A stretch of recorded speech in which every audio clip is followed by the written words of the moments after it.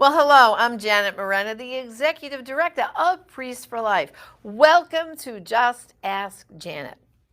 Well, today's topic you might find a little shocking. You know, a woman schedules an abortion and she does so many for very conflicted reasons, feeling she's not ready to be a mom and a lot of different reasons. Sometimes she's being forced into the abortion and she thinks, okay, that's it, problem solved. But do you realize that sometimes the abortion fails? It fails, and then a baby is born alive? Uh-oh, and then what? Well, joining me today is a woman that happened to her. She was that baby that survived the abortion, and we're going to hear right now about her compelling testimony, but not just her story, but what she has done with her story to bring others to healing and to really wake people up of what happens to babies born alive from an abortion. So, welcome to the program, Melissa Ohden. Hi, Melissa. Hi, Janet. Thank you for having me. Oh, it was my pleasure. And of course, we've known each other for quite a long time. I'll never forget the first time I heard your story when you gave your testimony was, I believe, at a National Right to Life convention. That was a ways back when all these things surfaced about the Born Alive bills and different things were happening, and your story came out. But take our listeners back to that story of how you found out that you survived an abortion as a baby. Yeah, this happens, and you wouldn't know it by anything you hear in our world today. I grew up knowing I was adopted, that I had been born prematurely, that I had some health issues. And honestly, Janet, never once could my mind have fathomed that all of those things were related to surviving a failed saline infusion abortion. When I was 14 years old, my family experienced an unplanned pregnancy themselves. My older sister, as a high school student, was facing an unplanned pregnancy. And like so many women in that position, was fearful, didn't know what quote unquote choice she was going to make. And so when our parents found out that she was considering an abortion, they decided to tell her my story. My mom and dad had been told about my survival when they adopted me. I was special needs because the doctors weren't sure what my life was going to look like or what disabilities I might face. And so, like so many parents in that position, my mom and dad had carried that story throughout their lives. And, honestly, I don't think they planned on ever telling me or anyone outside of the adults in our family. And then lo and behold, this, unplanned pregnancy happens, and our parents decide they need to do something to hopefully save the life of their grandchild and save the life of their own daughter who was considering an abortion. So they told her my survival story, and it was in the middle of an argument one night that she let it slip to me that there was more to the story of my survival. And it was not pretty. It was a couple of teenage girls fighting. And that was the night, a cold October night at the age of 14, that I ultimately had to sit my mother down and ask her to explain to me why my sister felt like she was more wanted by her biological parents than I was by mine. We're both adoptees. I could not, I just couldn't even fathom why she would think she was more wanted than I was. And that night, my mom had to tell me something that no parent should ever have to. That is the night that she shared with me that I had survived that failed saline infusion abortion back in 1977. And it was absolutely devastating. I mean, I can just imagine, first of all, your mom like finally having to tell you. I mean, that must have been, painful for her because I think for parents, we always wonder, should we or shouldn't we tell kids certain things and when? Um, you know, the whole question of just being adopted, I know is always when do we tell them and how do we tell them and all that. But then in your case, it was almost like someone tried to kill you.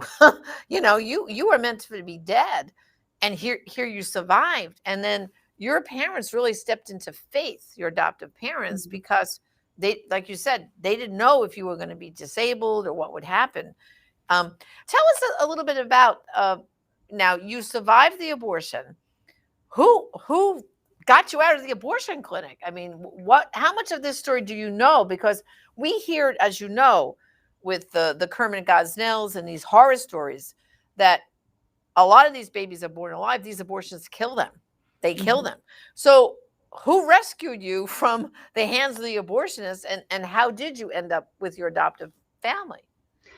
Yeah, it's really taken me most of my life to learn as much of the story as what I know now. You know, when I was told at the age of 14, my adoptive parents were told that it was my birth mother Ruth's choice to have the abortion.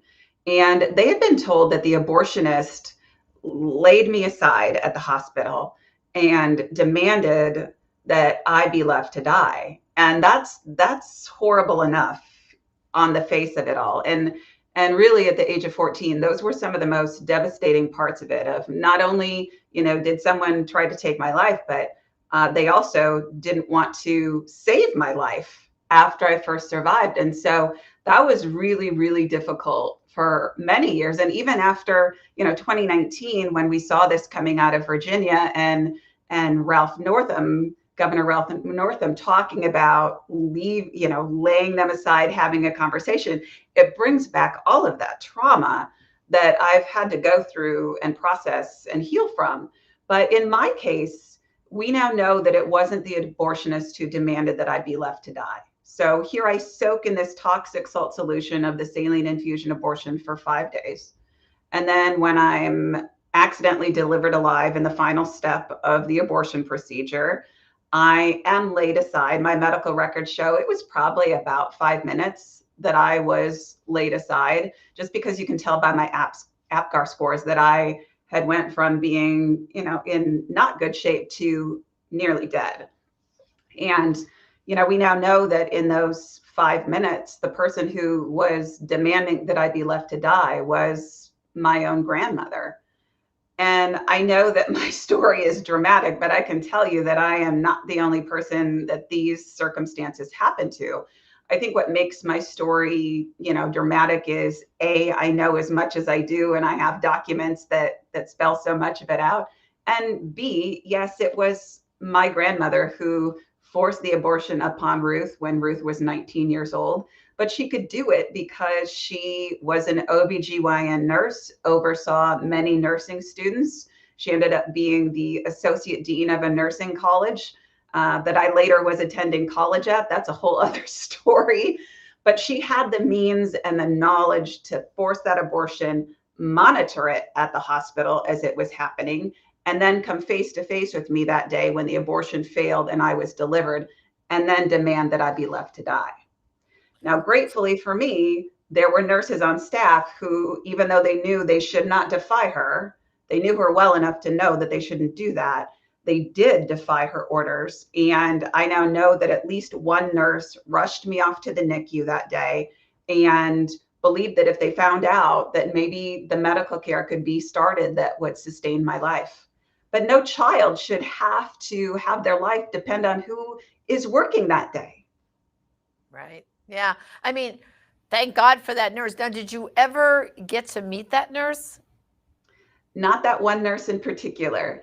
I Oh, have been blessed, though, to meet a couple of nurses who played a big part in my survival and my healing. So the first person who had approached me years ago was a nurse volunteer who held me and rocked me at a second hospital that I was transferred to.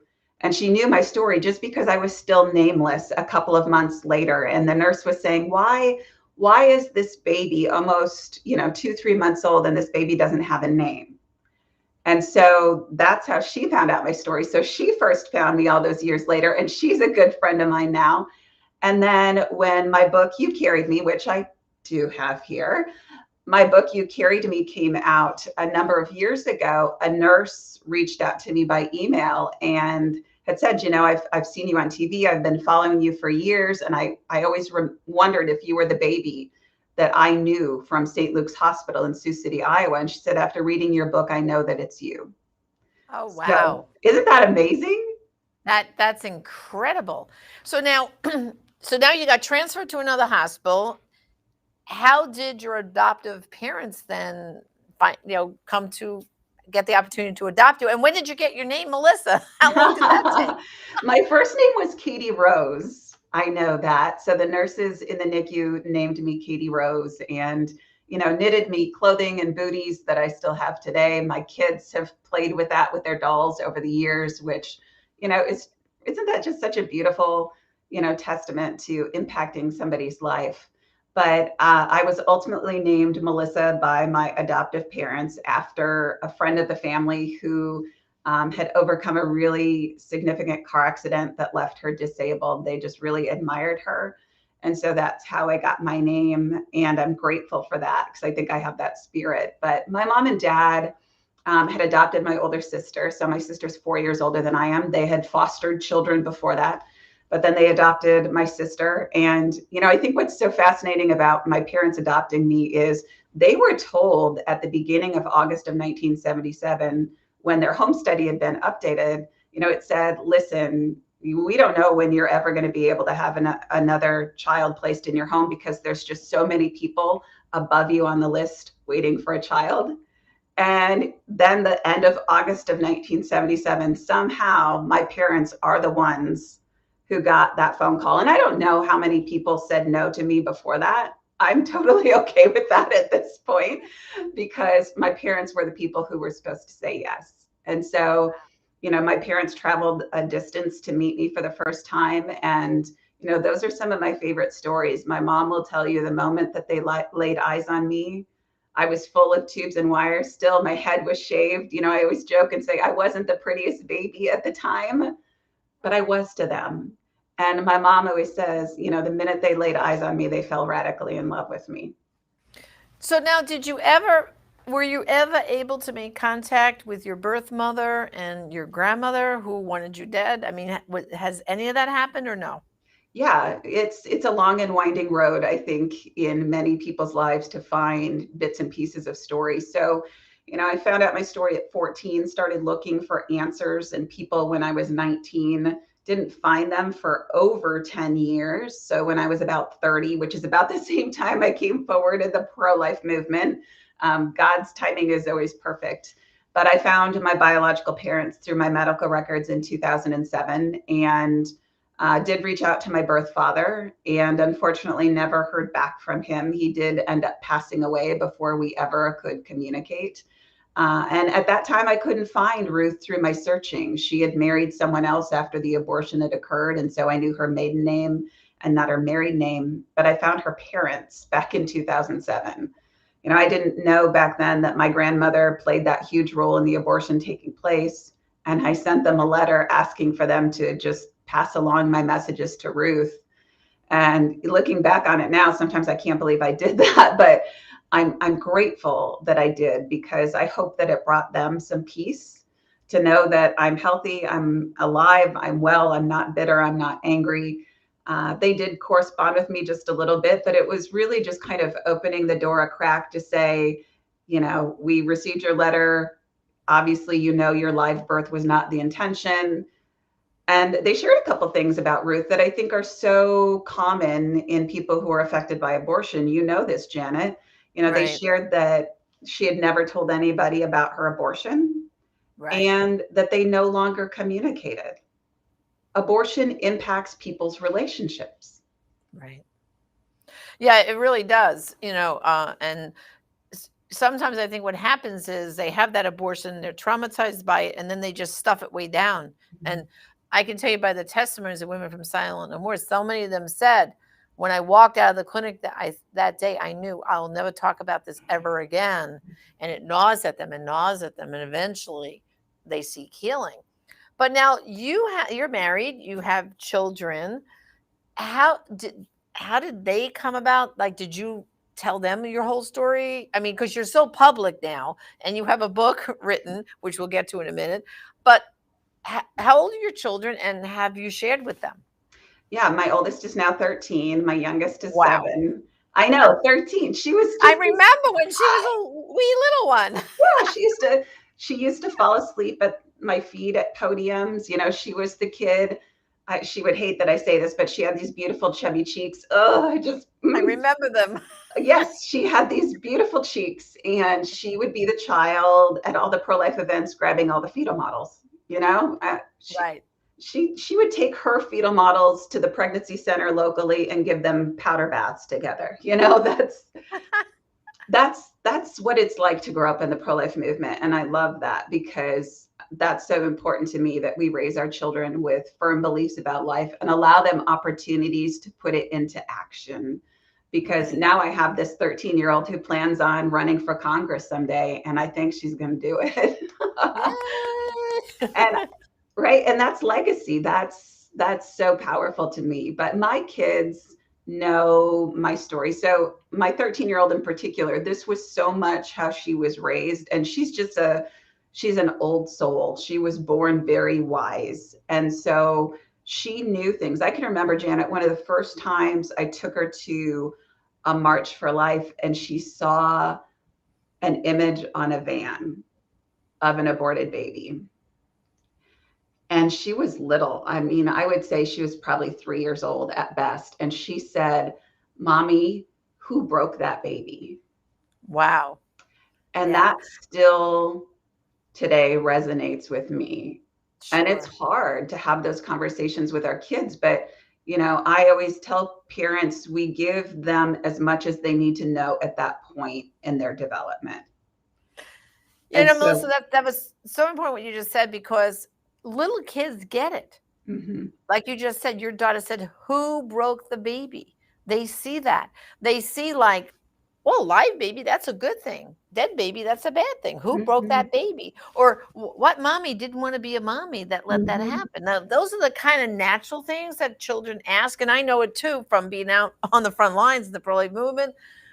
When parents allow their children to ask those questions, it's mhm, natural curiosity.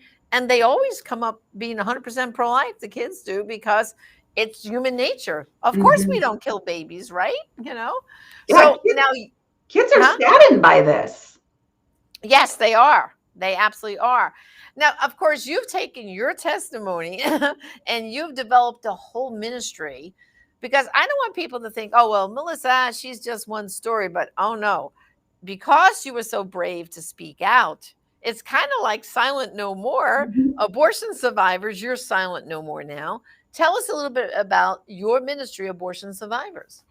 Yeah, you're so right. When we get out there and we share our stories and we break through the silence and the shame that our culture and the mainstream media heaps upon any of us, you find that the stories start to come out. So the first time it happened, it was pretty, quickly after I came forward with my story. And the first time I thought, oh my goodness, there's another one.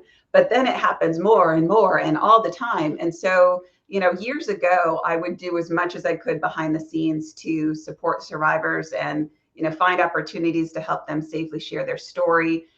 But really in 2019, when all of that aggressive legislation swept across the nation, what we saw, and I know you see it in your Silent No More population, when abortion gets out there in the culture, people are impacted by it who have otherwise stuffed it down and thought, man, I can put that in a shelf and I can go on with my life and I can be okay. And 2019 happened as we were talking about infanticide and legalizing abortion up until the point of birth. And I had a multitude of survivors overwhelmingly coming forward and saying, I'm not okay. I can't do this anymore. I can't keep it on a shelf. Can you help me? And that was my moment of saying, okay, Lord, all these years I've been finding other people to help them. Is it me? And so that led us to become a 501c3. We now have a healing program. I wrote a specific healing curriculum for survivors that people have found to be incredibly effective in transforming them. I mean, we talk about everything from rejection to living in a culture that champions the very act that was meant to end our lives. We talk about grief, how to navigate relationships with family members that is very, very complicated. I mean, that list goes on and on. So we run healing groups. We just did our first ever abortion survivor healing retreat and had 17 survivors from the United States there. We do community groups. relationships are very healing and empowering to people who are impacted by abortion. And for survivors, it's kind of tenfold. We need to know that we're not alone. There's something so impactful of saying, me too. I experienced that, or I've struggled with this. I didn't know what this was. I've been told by my family I don't talk about this. So we do community groups. We now offer educational programs. So training survivors how to speak publicly. We just had 7 survivors speak together for the first time at an Empowered by Life event. So we're training them how to speak. We have a speaking coach. We're teaching them what does it mean to advocate? What's policy? How do you get involved in all of these things? So we're just getting started. And we also do policy work on the other side of things also, because I truly believe survivors' voices are one of the powerful pieces to ending abortion. Absolutely. And so, about how many survivors do you have in your network currently? And of course, this is a call out to people. The website is what, .org. Mm-hmm. .org. Okay, abortionsurvivors.org. Everything Melissa's telling you about is up there. But as of this conversation, about how many survivors do you have in your network? 403 confirmed stories. Wow, And I'm that's sure amazing. isn't that amazing? But I have a list, Janet, probably about 150 deep, of people who have touched base and said, I'm a survivor too, and have not shared details. And we get that a lot. And I'm sure you do with women and men who Yeah. have experienced You know abortion. what we have on our Silent No More website? We have a thing that says, "I regret my abortion, but want to be anonymous." Like, just Mm-hmm. it's like a Me Too. Yes, they check. Mm-hmm. And for the men, "I regret my lost fatherhood, but I want to be anonymous," and they check that. And we have a lot, like you're saying, people who, like, well, I don't want to tell my whole story, or I don't want to be on the internet with my story. However, count me with the voices who are speaking. And Mm-hmm. that's what I think is so powerful, is that it's kind of like they want to do that Me Too. It's Mm-hmm. it's Me Too. You're brave enough to speak. I don't want to speak, but count my voice with your voice. So I would say you probably have, if you have 400 and change, I bet you have double or triple of that Mm-hmm. out there Mm-hmm. who have survived an abortion. And I mean, I hope everyone is listening, right, to understand how incredible this is, because like you just said, and I know, Melissa, you've testified in Congress, haven't you?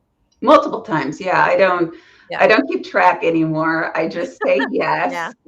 The first time I thought, I don't know if I can do this. There must be somebody else that God is calling to do this. And I'll never forget stepping outside that day after an extremely long hearing, and that was about defunding Planned Parenthood. Gianna Jessa and I were testifying together, and I Right. stepped out and I called my husband and I said, I'm not scared of them anymore. Yeah, incredible, right? And when you think about the fact that we have that bill, the Born Alive Infant Protection Bill, Nancy Pelosi is keeping it locked in a closet somewhere. She won't let it even come to the House. We know it would lose because the Democrats right now outnumber the Republicans in the House. But she won't even let it come out for a floor vote, as you know, just to get the people on the record. Like, okay, you don't even want to protect a baby born alive from an Mm-hmm. abortion. You want that baby left, like you're saying, left to die. Mm-hmm. Um, so have you ever, I know you've gone into the halls of Congress, but for that bill in particular, have you been asked to come forward to speak to that, to kind of shake them up, to say, come on, this is pure and simple. I mean, you know what, Melissa, I look at it this way, and I compared this in my book Recall Abortion. I said, you know what? If this was puppies, right, that were born and then floundering for life, right, they would be doing everything possible to save the puppies or save the kittens or save. But this is a baby, Mm-hmm. heart beating, left, gasping for air. Because I don't think people understand, when the babies are born like this from an abortion, they're not just born like a normal cry and here we go, because they were almost killed, and now they're floundering and grasping. It's like a fish pulling out of water and floundering on the deck, right? Mm-hmm. I mean, but have you, when you've walked the halls of Congress and did testify, Did you look some of those pro-abortion Democrats right in the eye? Did you get a chance to do that? That's one of my favorite things to do.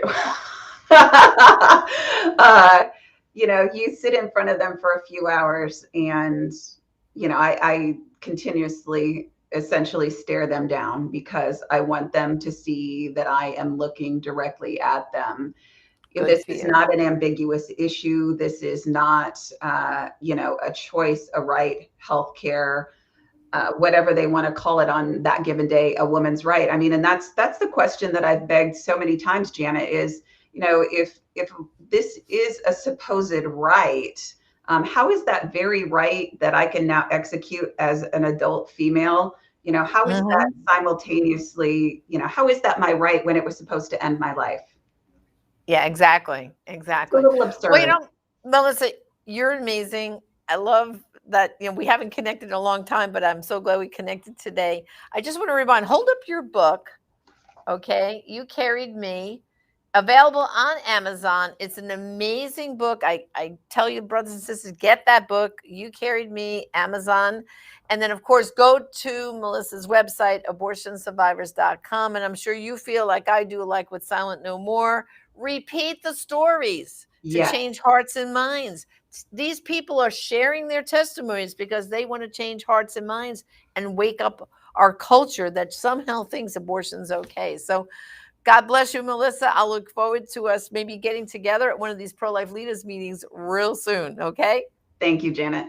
And tell your daughter she's too old now. I won't dare want to pinch her cheeks anymore. Okay. Will do. Okay. God bless you. Well, brothers and sisters, I hope this inspired you too to say you have to get involved. You have to speak up. If you hear of someone who's pregnant and considering an abortion, talk about Melissa's story and really speak up and go to optionline.org, where there are pregnancy resource centers all over the country that can help and give real help. And just remember, there are some abortions only you can stop and some lives only you can save. Join me again next time on Just Ask Janet. God bless.